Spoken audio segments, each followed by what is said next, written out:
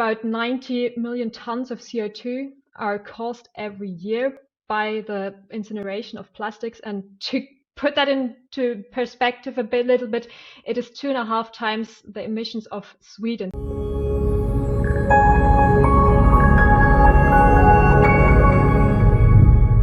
Welcome to The Executives, the show where we navigate in the intricate world of executive leadership, exploring strategies, insights, and personal stories of successful professionals shaping the global business landscape.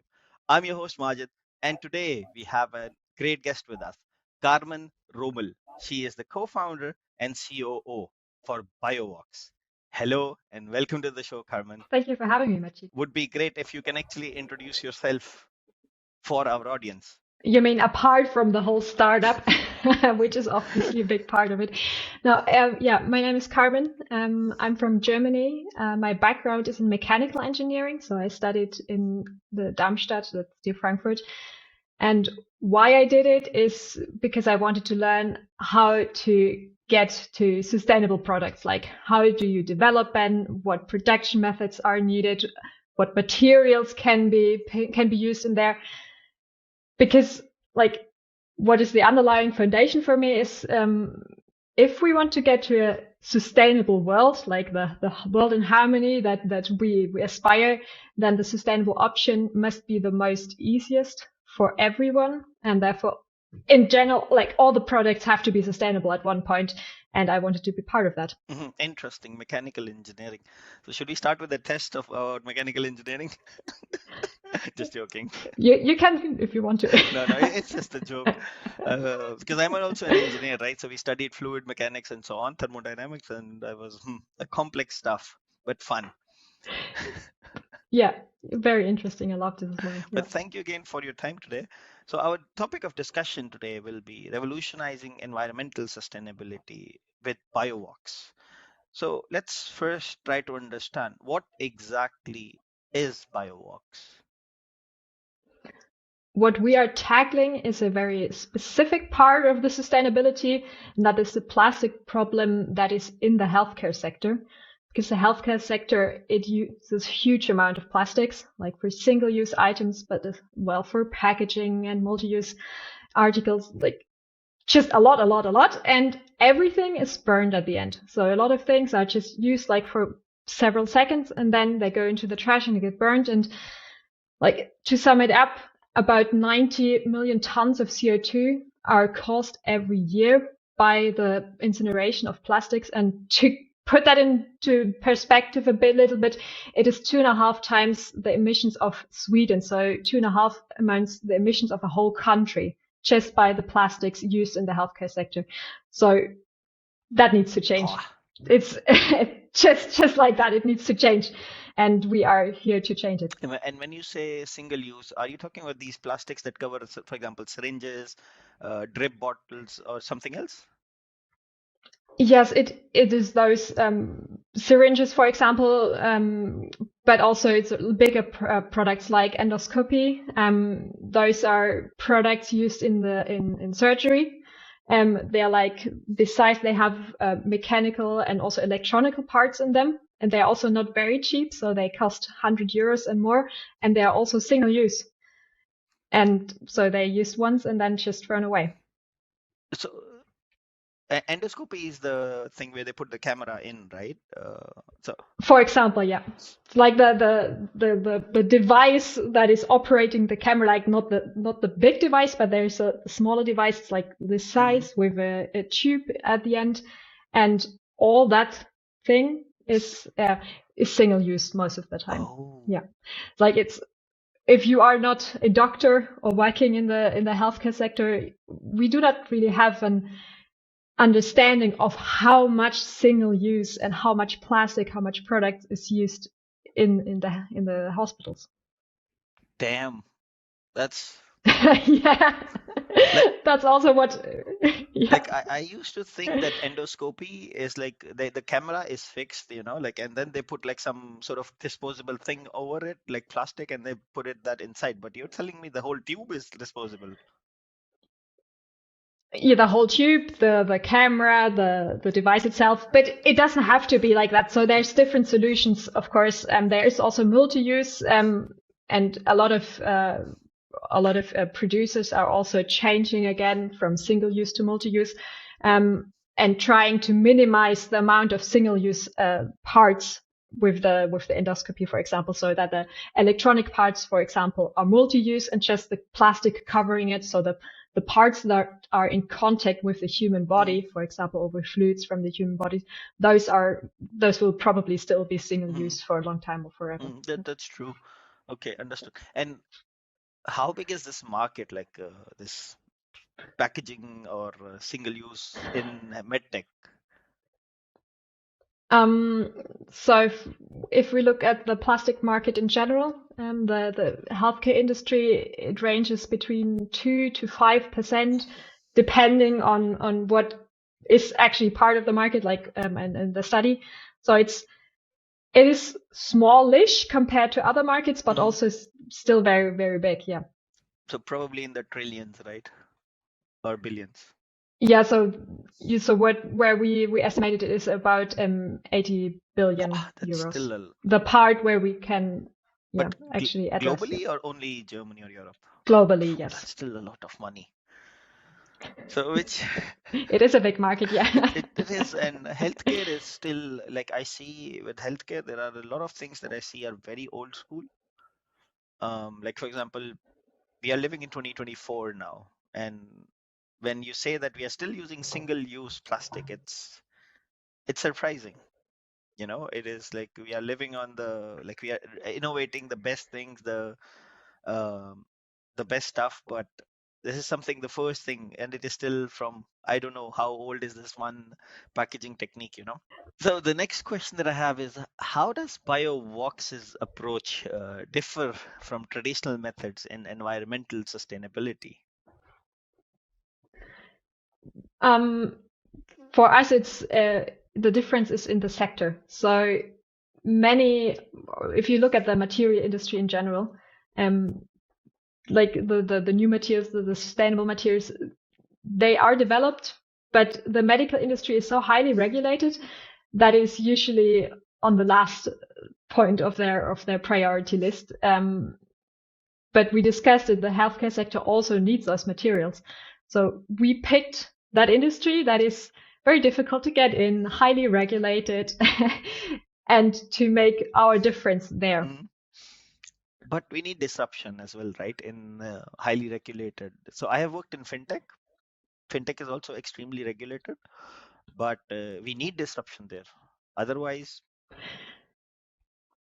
Yeah, every industry has their own struggles. Like, for example, the medtech industry, it takes very long for a project to turn into a serial product. So we have lead cycles of 2 to 5 years. So for a startup, that is very, very long. But on the other side, like the flip side of that is that the products they run for 5 to 15 years or even longer. And during that time, the material, it is seldomly changed because it is part of the approval of the medical product. So it's hard to get in, but once you are in, you are locked in, and then you get returning revenue. It's very plannable. So you have ups and downs of everything. I see. Interesting. But I'm not sure about the whole medtech scenario, but you do have to get approvals. Like in US, it's called FDA. I have no idea what is it Yeah, called in Germany. it's the MDR, Um, but medical device regulation. It's European, and yeah, our customers, so the producers of the medical devices, they have to get approval for their products, like for example the MDR or the FDA in the US. And we have to test our materials according to the standards of those approvals. So, for example, biocompatibility, I already said that we need to test for that, and our customers are then using our test results. Interesting. And because you're a startup, and you mentioned that sometimes the lead time is like 2 years to 5 years. I am sure you had other challenges as well in the beginning, right? Of when you started BioVox. Yeah, but that is our biggest challenge. Like, especially because a lot of things are connected with it. For example, funding. It is hard to get funding for such a long-running business cycle because SaaS is the main model in the startup industry. So deep tech funds, for example, they understand a bit more about it. But also like getting the first customers, it takes longer because the medical industry is also, it is very much driven by trust. So if the first product is the hardest, it's always the same, the first project. And once we could say that we were in a project with a big medical device producers, like others were like, yeah, okay, if they are using your materials, they have to be good, right? And we will try that as well. So to get those first initial project, that was the hardest. And interesting. And did you have other challenges as well? Because normally, like I often have a lot of friends who are founders, and when I'm sitting down with them, and they're always saying like they didn't agree on something or something like that, like it's because I have a lot of people who are always complaining, Majid, I have a good friend, I want to start a business bit, but I don't know if I can with him or her. Yeah, of course, there's the small things. um, but what I find is more important than not agreeing with someone, like it's very normal to not agree in the founders team, is to get back together after you didn't agree, like to talk it out, to find a solution together and find a way to still work together, because I don't think that is possible to work for such a long time and just everything always be roses. Yep, It's that's true. I don't see that happening. No. Even founders is still like you're taking some serious decisions. In friends, there are disagreements, like you don't like one food, but I want to go somewhere else, and it becomes like it can be a small argument as well. No, let's have sushi. No, let's have ramen. Simple example. But issues will always be there. So how do you suggest, like, if you two founders came to you because you have been in the startup for a bit longer, and two founders ask you for advice. So give us one advice that you think can help us actually make sure that we will argue, like me and my co-founder will argue. It is not possible that it's inevitable. It will happen. So what is one thing you would tell me and my co-founder? How can I tackle it? For what worked for us is to have a monthly meeting where we reflect on how we work together as a team. Like it can be things that are between two people, but also like, okay, I have been very down the last week, so like my energy levels are just very down. So I'm sorry if I offended you, for example, or I need, for example, this and that to work better, because you get to know yourself also better over the startup journey, over this intense weeks, years, it's years. So this monthly meeting where there is the time to, like, you do not have anything else to talk to about during that meeting than about you and your relationship together, and that gives it the space to talk about it if you are not the person to usually talk about it, like in day-to-day business. Interesting. That's good advice. We talked about the challenges. Now let's talk about a success story from BioVox, or a significant milestone that you have achieved so far. Like the most significant milestone is for me all the projects that we are in at the moment, and I think I could pick every single one of them as a great thing happening. But like one that maybe stands out is together with another startup. It's Solios, and they are working IVD, so diagnostic devices. We all use them very much in the last few years for the corona test, like these small test stripes, like every day, a week or something like that. And so they are reinventing that and making it more sustainable. And that is a project we have been working together. Like they are doing the device themselves, and we as BIOVOX, we are supplying the material. Interesting. And what was your first milestone that you guys were like, yes, we did something big? The very first, like big milestones in the beginning that we were very glad to have reached is the funding, is definitely, because that is always you just see the money going down in the account, and when you know you have another 12 or 18 months where you can just really work on your product and advancing your idea and not looking for new funding, that's such a huge relief always. Interesting. And how did you celebrate that? We did a bit of drinking. With a beer. Okay. I was I remember one of my friends, he also raised some money, and he went to his team, and then the next day he called me, Majid, the round was complete, we raised money. So I was like, how did you celebrate? He was like, we were all dancing, because he's living in a country where they don't drink. So he was like, yeah, we just had in the office, it was like pizza and like the food and cola, and we were just dancing the whole night. And I was like, okay, how much like for how long did you raise the money? He was like 6 months. You have to celebrate every win. Yeah, that's very true. That's important, because those are the things that actually push you as well in terms of the whole team and keeps your spirits very high, right? Yeah. Interesting. So how do you see BIOVOX evolving, let's say, in the next 5 years or 10 years? Well, we just talked about milestones. The next big milestone is for sure our first serial product, which will happen this year. And from there, we want to grow. Like we are already the leading brand within the space of medical grade bioplastics, and where we want to get is to be the market leader in that space. So we have very big plans. Interesting. And you're based out of Darmstadt, right? Cool. Yeah. No, Darmstadt is good. It's a nice city. Cool. I'm hopeful you guys will achieve the big goals that you have set.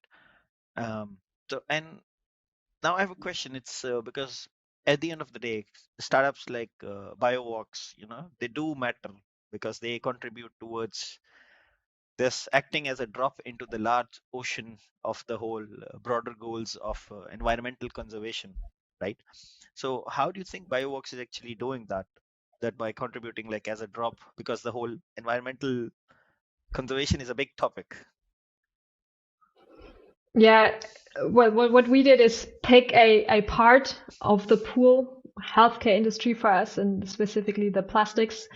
And yeah, like our advantage, let's say, to compare to the companies that are already established, is that we can build up our company from the ground with the sustainability mindset like woven into it. We do not have established structures that we have to work around or incorporate into the sustainable new economy, but we can really do everything right from the beginning. So that gives us a huge advantage. Interesting. And do you like have like a check and balance to say that, okay, we have done this much towards supporting the environmental sustainability, or it's just like we are building these packages that are reusable? Like, talking in terms of KPIs, are there something that you measure as your North Star metric or so on, for example? Yeah, we do have the carbon footprint of our materials that we calculated, and we will measure for sure the impact that we will have. At the moment, we do not have any serial production yet, so the impact is still in the idea space. Maybe let's put it like that. but the carbon footprint and also the amount of circular materials entering the healthcare industry, that is our metric for our sustainable success. Interesting. And how do you basically balance the demands of innovation, because this is still innovation, with the practical aspects of running a startup? Because you said startups needs to be fast, but on the same page, the lead cycle is between 2 to 5 years. So how do you balance all of this? Yeah, speed is relative. So 2 years is very fast in the medical industry. Yeah, it is a balance. It is a constant struggle also to find that balance between innovation, doing a new thing, and also getting the thing across the finish line that you already started. Yeah, it depends also on the person that is doing the job. So there's like one of our founder team, he's very good in the like strategic thinking and thinking ahead. And I'm, for example, better with the details. So everyone does the tasks that are more suited to their personality. Interesting. And so did you guys sit down before starting the whole startup and said, okay, this is my strength, this is my weakness, or did you know like from before? In the beginning, yeah, we did sit down, but it was really straightforward. It's like my one co-founder, he did his PhD on biopolymers, so he's our tech guy. That was logic. And my background is sustainability, so that is my part. My other co-founder, he already worked in a corporate company and did product management there. So he did the sales, for example. So we started out that way. I took the supply chain as well, and actually we did a reflection and rearranging of tasks just a few weeks ago, because we noticed that it, like, the way we did it was okay so far, but it could be improved. For example, I now do the finance mode because I said I'm the person for the details, and like Excel sheets, that is a lot of detail work and not so much strategic. So we also try to reevaluate every once now and then to look at what are our tasks at the moment, our areas of expertise, and does that actually map with our own personality. And also because we are growing, we can give away tasks to new people in the team as well, and that frees up space for other things. Interesting. And you will do this again afterwards again when you're scaling up to. Yeah, I think it's very important to do it regularly, like to really have a look at, is it still working the way we are doing it. Interesting. And you mentioned that 2 years is very fast. If we ask an investor in the SaaS world, he will probably say 2 years is too much. Yeah. But normally medtech or health tech is very special, right? So I don't think everyone is investing there. So the people who actually give money, inject money in startups, know the problems, the things, the timelines, and so on.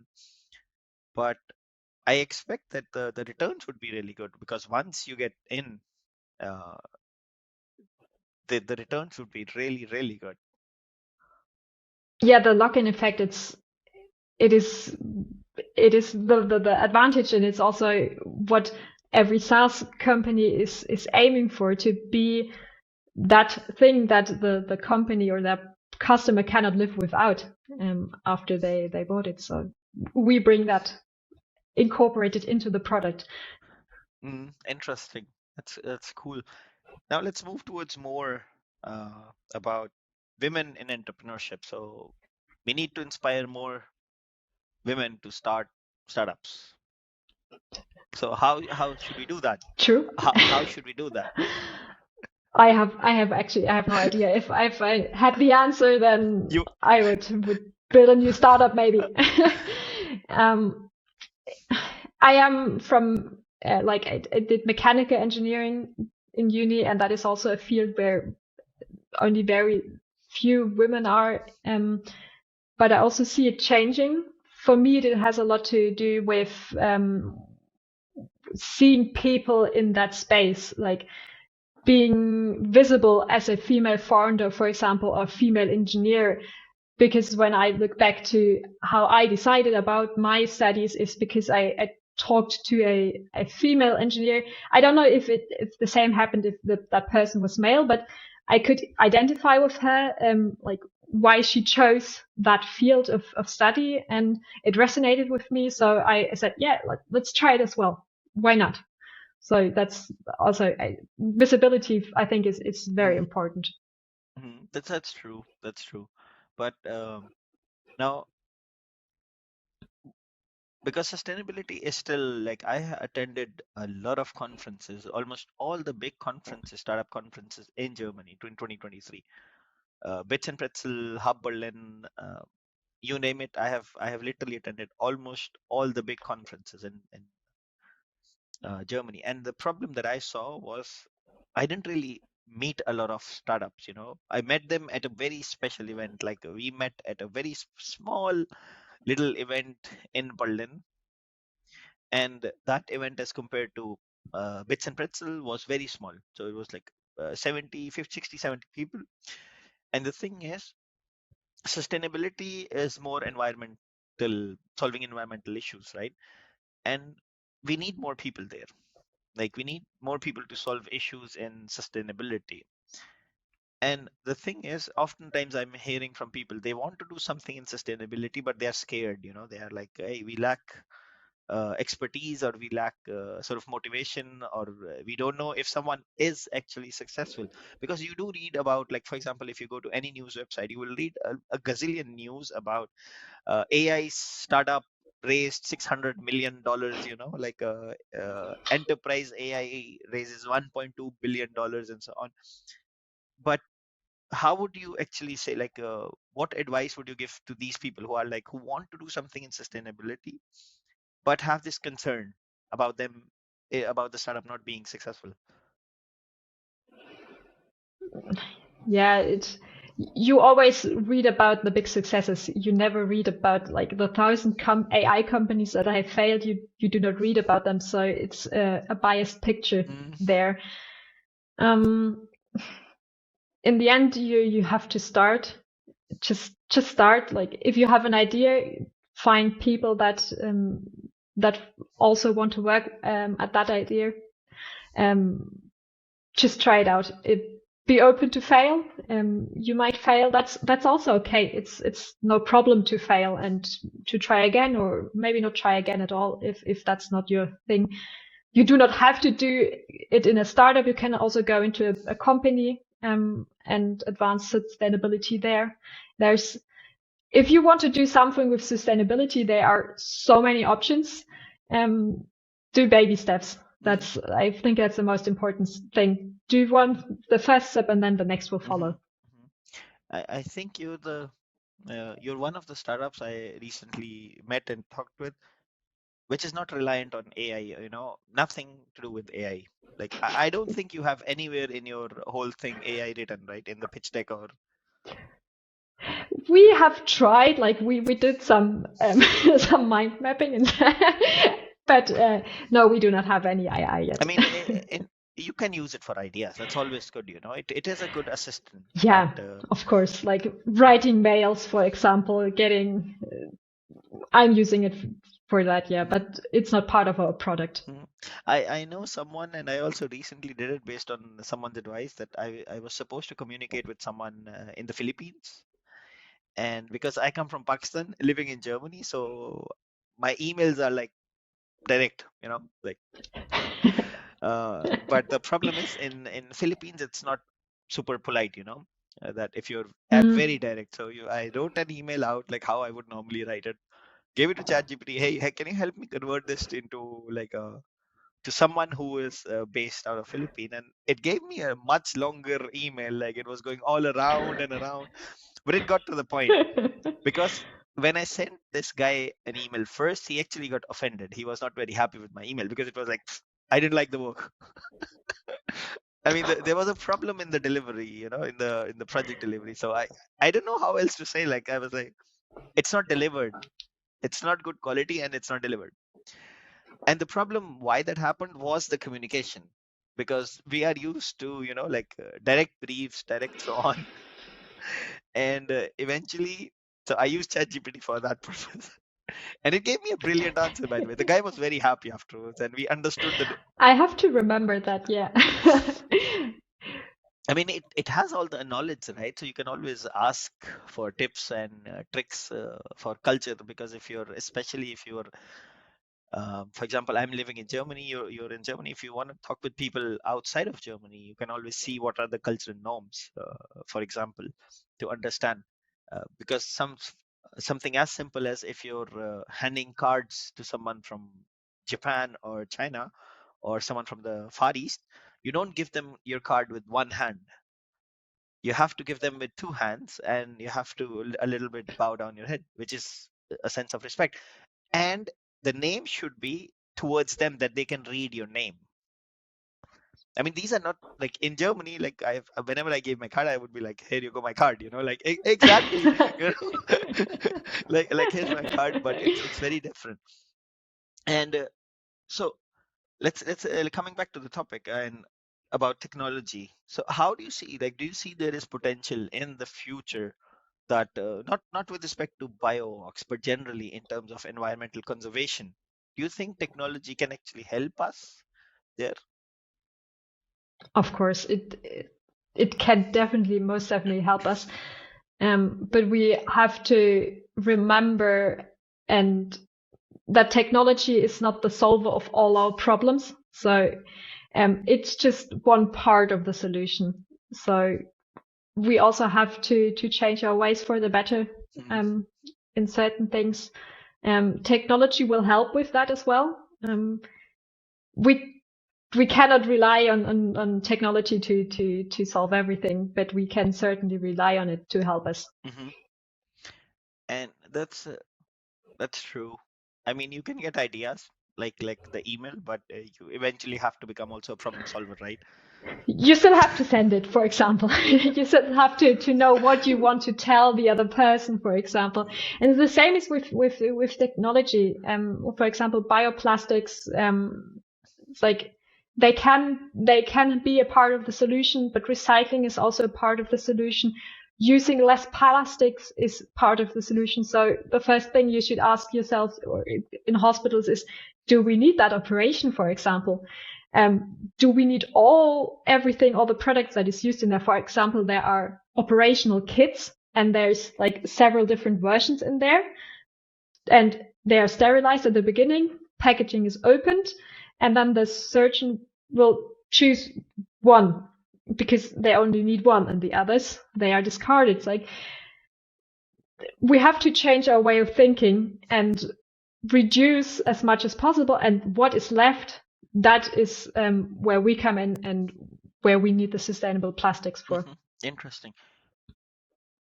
And because now this also acts for me partly as like a lesson learned, so to say, in your journey with BioVox. So what are other lessons or that you have learned in this journey with BioVox? The most important lesson is to focus. um like we at the beginning, we thought we could do several different projects at the same time, like several different product lines at the same time, but it didn't work out, because if you do not use all the time you have to advance the one thing, then like it everything is advanced a little bit, but not fast enough, and you will never be the best in what you do, or maybe you won't reach the goal at all because you're too unfocused. Interesting. And which brings me to my final question of what is next for BioVox?